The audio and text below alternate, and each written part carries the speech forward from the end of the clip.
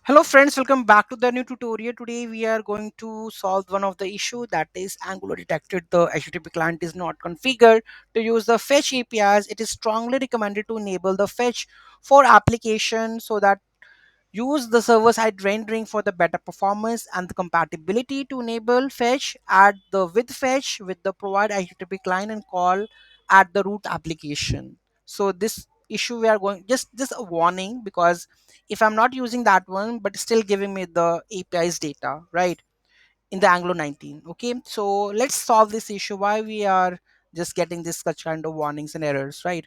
So let's fix this. Before those who haven't subscribed my channel yet, please do subscribe my channel, and if you like the video, please do like, share and comment on my video. Let's get started.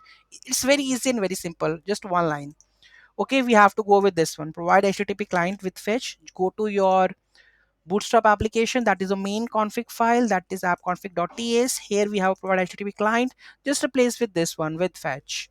Okay, with fetch, and we have to define in our provide HTTP client over here, just add this, and here you can see that the yellow warning goes, right? So this is how you can fix that issue. Any doubt, any query in that, do let me in the comment section. Thank you so much for watching this video. Have a great day.